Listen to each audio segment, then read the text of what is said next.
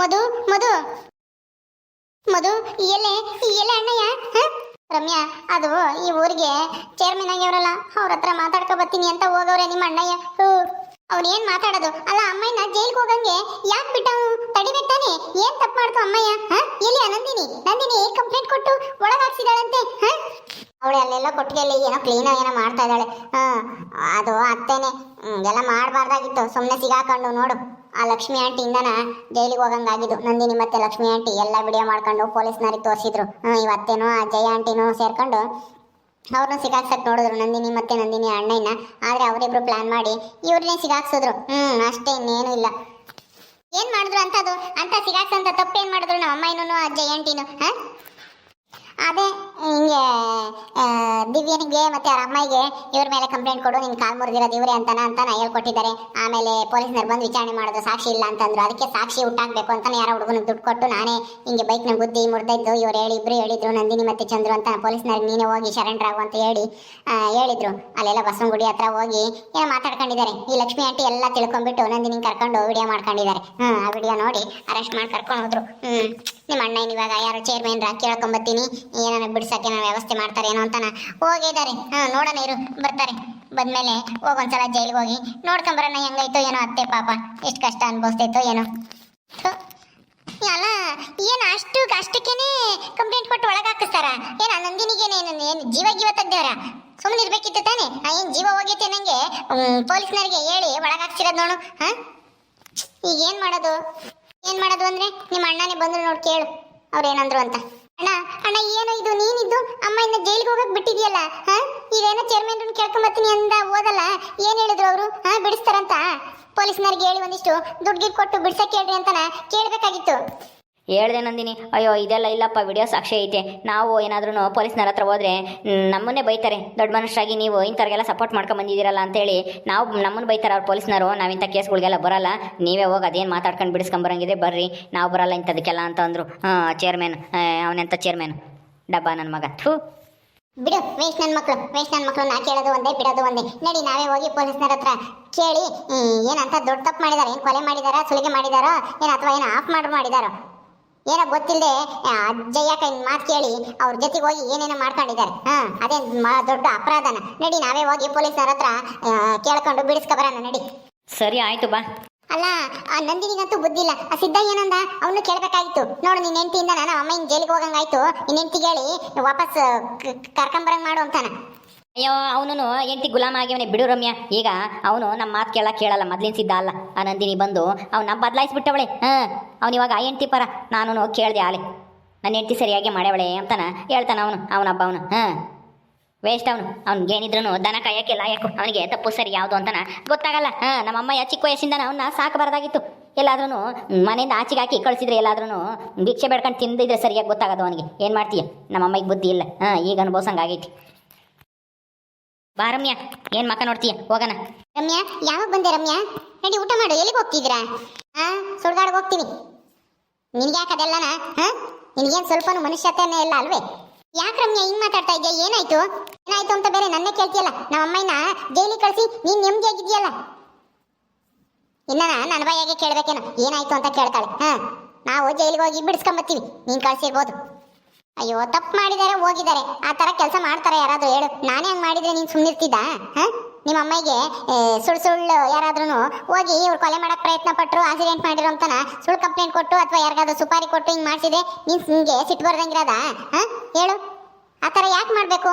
ಸುಮ್ಮನೆ ಮನೇಲಿ ಇರಬೇಕು, ಮನೆ ಕೆಲಸನೂ ಮಾಡೋಕ್ಕಾಗಲ್ಲ. ಸುಮ್ಮನೆ ಇಂಥ ಬೇರೆ ಮಾಡ್ಕೊಂಬಂದ್ರೆ ಯಾರು ಸುಮ್ಮನೆ ಇರ್ತಾರೆ? ರಮ್ಯಾ, ಹೋಗು ಸುಮ್ಮನೆ. ಅವಳ ಹತ್ರ ಏನು ನೀನು ವಾದ ಮಾಡ್ತೀಯ? ಹೋಗಿ ಅದೇನಾಯ್ತು ಅಂತ ಕೇಳ್ಕೊಂಬರ್ರಿ, ನಾನು ಬರ್ಲಾ? ಇನ್ನೇನು ಬೇಡ ಬಿಡು ಮಧು, ಇಲ್ಲೇ ಇರು, ನಾವೆಲ್ಲ ಹೋಗಿ ಬರ್ತೀವಿ. ಸರಿ ಆಯ್ತು, ಹೋಗು, ಬೇಗ ಬರ್ರಿ. ಮಧು, ನೀರಿಲ್ಲ, ಸ್ವಲ್ಪ ನೆಲ ಒರೆಸ್ಬೇಕು. ನೀರೆಲ್ಲ ನಾವೊಂದು 4-5 ಬಿಂಗೆ ತಗೊಂಬ. ಇಲ್ಲಿ ನಲ್ಲಿ ಹತ್ರ ಬಿಟ್ಟಿಲ್ಲ, ನೆಲ ಎಲ್ಲ ಕ್ಲೀನ್ ಮಾಡಬೇಕು. ನಾನು ಯಾಕೆ ತಂದಾಕಣ, ನೀನೇ ತಂದಾಕು. ಇದ್ಯಾಕೆ ಮಧು ಹಿಂಗೆ ಮಾಡ್ತಿದ್ಯಾ? ಪೂಜೆ ಮಾಡಬೇಕು, ಇವತ್ತು ವಾರ ಅಲ್ವಾ, ಅದಕ್ಕೆ ನೆಲ ಕ್ಲೀನ್ ಮಾಡಿ ಎಲ್ಲ ಒರೆಸ್ಕೊಂಬಂದು ದೀಪ ಹಚ್ಚಿ ಪೂಜೆ ಮಾಡೋಣ ಸಾಯಂಕಾಲ. ಮನೆಗಿದ್ದಿದ್ದ ಅತ್ತೆನ ಜೈಲಿಗೆ ಕಳಿಸ್ಬಿಟ್ಟು ಈಗ ಪೂಜೆ ಮಾಡ್ತೀಯಂತೆ. ಪೂಜೆನ ಏನು ಪೂಜೆ ಮಾಡಿದ್ರೆ ಏನು ಪ್ರಯೋಜನ? ಏನಾದರೂ ಮಾಡ್ಕೊಂಬ್ಲಿ, ನಾನೇ ಹೋಗಿ ನೀರು ತಗೊಂಬಂದು ಎಲ್ಲ ನಾನು ವರ್ಷನ. 1 ಗಂಟೆಯ ನಂತರ ಇಲ್ಲೇನೋ ಅಣ್ಣ, ಅಮ್ಮ ಇನ್ನು ಮತ್ತೆ ಜಯಕೈನಿ ಇದೇ ಸ್ಟೇಷನಾಗ ಇರೋದು ಹ್ಞೂ ರಮ್ಯಾ ಇಲ್ಲೇ ಇರೋದು, ನಡಿ ನೋಡೋಣ ಪೊಲೀಸ್ನವ್ರು ಇದ್ದಾರೇನೋ. ನಮಸ್ಕಾರ ಮೇಡಮ್ ಅವರೇ, ನಾವು ರಾಜಮ್ಮ ಮತ್ತೆ ಜಯಮ್ಮ ಇದಾರಲ್ಲ, ರಾಜಮ್ಮನ ಮಕ್ಕಳು ನಾವಿಬ್ರು. ನನ್ನ ಹೆಸರು ರಮ್ಯಾ, ಇವ್ರ ಹೆಸರು ಮನು ಅಂತ ನಮ್ಮ ಅಣ್ಣ. ಅವ್ರನ್ನ ಸ್ವಲ್ಪ ನೋಡ್ಬೇಕಾಗಿತ್ತು ಸರ್. ಇವರು ರಾಜಮ್ಮ ಮತ್ತೆ ಜಯಮ್ಮ ಅವ್ರನ್ನ ನೋಡಕ್ ಬಂದಿದಾರತ್ತೆ. ಏನ್ ಸರ್? ಅಲ್ಲ, ಏನೋ ಚಿಕ್ಕ ವಿಷಯಕ್ಕೆ ಈ ತರ ಅರೆಸ್ಟ್ ಮಾಡ್ಕೊಂಡು ಕರ್ಕೊಂಬಂದು ಜೈಲಿಗೆ ಹಾಕಿದ್ರಲ್ಲ ನಮ್ಮ ಅಮ್ಮನ್ನ. ಇದು ನ್ಯಾಯನ ಹೇಳಿ? ನಮ್ಮಮ್ಮ ಏನಾದ್ರೂ ಕೊಲೆ ಮಾಡಕ್ ಹೋಗಿದ್ರ ಅಥವಾ ಯಾರಿಗಾದ್ರೂ ಮೋಸ ಮಾಡಿದಾರ? ಯಾರಿಗೂ ಇಲ್ಲ ತಾನೇ. ಅವನು ಆಕ್ಸಿಡೆಂಟ್ ಮಾಡಿದವನು ಯಾರೋ ಏನೋ, ಇವ್ರು ಏನೋ ಗೊತ್ತಿಲ್ಲದೆ ಏನೋ ಈ ತರ ಕೆಲಸ ಮಾಡಿದ್ದಾರೆ. ವಾರ್ನಿಂಗ್ ಕೊಟ್ಬಿಟ್ಟು ಬಿಡೋದ್ ಬಿಟ್ಟು ಜೈಲಿಗೆ ಹಾಕಿದಿರಲ್ಲ. ಆ ನಂದಿನಿ ಮಾತು ಕೇಳ್ಕೊಂಡು, ಆ ನಂದಿನಿಗೆ ನಮ್ಮ ಅಮ್ಮ ಅನ್ಕೊಂಡ್ರೆ ಆಗಲ್ಲ, ಅವ್ರ ಅತ್ತೆನ್ ಕಂಡ್ರು ಆಗಲ್ಲ, ಅದಕ್ಕೆ ಸಿಕ್ಕಿದೆ ಚಾನ್ಸು ಅಂತನ ಕಂಪ್ಲೇಂಟ್ ಕೊಟ್ಟಿದ್ದಾಳೆ. ನೀವು ಅವಳ ಮಾತು ಕೇಳ್ಕೊಂಡು ಹಿಂಗ್ ಜೈಲಿಗೆ ಹಾಕೋದು ಸರಿನಾ ಹೇಳಿ? ದಯವಿಟ್ಟು ಬಿಟ್ಬಿಡಿ ಸರ್, ಏನೋ ಚಿಕ್ಕ ವಿಷಯ. ಏನಮ್ಮ ಚಿಕ್ಕ ವಿಷಯನಾ? ಅಲ್ಲ, ಅವ್ರು ಏನಾದರೂ ವಿಡಿಯೋ ಮಾಡ್ಕೊಂಡು ಬರಲಿಲ್ಲ ಅಂದರೆ ಆ ಲಕ್ಷ್ಮಿ ಅನ್ನೋರು ಇವತ್ತು ಏನೋ ತಪ್ಪು ಮಾಡದೇ ಇರೋಂಥ ನಂದಿನಿ ಮತ್ತೆ ಅವ್ರ ಅಣ್ಣ ಜೈಲಲ್ಲಿ ಇರ್ತಾ ಇದ್ರು. ಒಬ್ರನ್ನ ಕೊಲೆ ಮಾಡಕ್ಕೆ ಪ್ರಯತ್ನ ಪಟ್ಟಿದ್ದಾರೆ ದಿವ್ಯಾ ಅನ್ನೋರ್ನ ಅಂತಾನ. ಗೊತ್ತಾಯ್ತಾ? ಚಿಕ್ಕ ವಿಷಯ ಅಂತ ಹೇಳ್ತಿದ್ಯಲ್ಲ, ಇದು ಚಿಕ್ಕ ವಿಷಯನಾ ನಿನಗೆ? ಒಬ್ರನ್ನ ಸಾಯಿಸೋದಕ್ಕೆ ಪ್ರಯತ್ನ ಪಟ್ಟರು ಅಂತಾನೆ ಇನ್ನೊಬ್ರ ಮೇಲೆ ಸುಳ್ಳು ಆರೋಪ ಮಾಡೋದು ಚಿಕ್ಕ ವಿಷಯನಾ? ಏನು ಮಾತಾಡ್ತಾ ಇದೆಯಾ? ನಿನಗೆ ಪರಿಜ್ಞಾನ ಇದೆಯಾ? ಓದಿದ್ಯಾ ನೀನು? ಓದಿರೋಳಾದ್ರೆ ಈ ಥರ ಮಾತಾಡ್ತಾ ಇರಲಿಲ್ಲ. ಸರ್, ನಾನು ಓದಿದ್ದೀನಿ, ನಾನು ಡಿಗ್ರಿ ಪಾಸ್ ಆಗಿದ್ದೀನಿ. ನಾನೇನು ಎಲ್ಬೋ ಇಡಲ್ಲ, ಸುಮ್ಮನೆ ಇರಿ. ಏನಾಗಿಲ್ಲ ತಾನೆ, ಯಾರ್ದು ಕೊಲೆ ಮಾಡಿಲ್ಲ ತಾನೆ ನಮ್ಮಮ್ಮ ಏನು? ಏನಮ್ಮ ನನಗೆ ಕಾನೂನು ಪಾಠ ಮಾಡಕ್ಕೆ ಬರ್ತಿದ್ಯಾ? ನಿಮ್ಮ ಅಣ್ಣನೂ ಮಾಡಿ ಬೈಸ್ಕೊಂಡಿದ್ದ, ನೀನು ಇವಾಗ ಸುಮ್ಮನೆ ಯಾಕೆ ಬಂದಿದ್ಯಾ ಅಂತ ಹೇಳಿದ್ರೆ ಸರಿ, ಇಲ್ಲಾಂದ್ರೆ ಆಚೆ ಕಳಿಸ್ಬೇಕಾಗುತ್ತೆ. ಹೋಗ್ಲಿ ಬಿಡಿ. ಈಗ ನಮ್ಮಮ್ಮ ಎಲ್ಲಿದ್ದಾರೆ? ನಾನು ಅವ್ರನ್ನ ಮಾತಾಡಿಸ್ಬೇಕು. ಸ್ವಲ್ಪ ಮಾತಾಡಕ್ಕೆ ಅವಕಾಶ ಮಾಡಿಕೊಡಿ. ಅದು ಇರಲಿ ರೀ. ಭಾರತಿ ಹೋಗ್ರಿ, ಅವ್ರ ಅಮ್ಮನಂತೆ ತೋರ್ಸಾಗ ಏನೋ ಮಾತಾಡ್ಬೇಕಂತೆ, ಮಾತಾಡ್ಕೊಂಡು 5 ನಿಮಿಷದಲ್ಲಿ ಹೋಗ್ಬಿಡ್ಬೇಕು. ಹೋಗಮ್ಮ. ನಡೀರಿ ತೋರಿಸ್ತೀನಿ.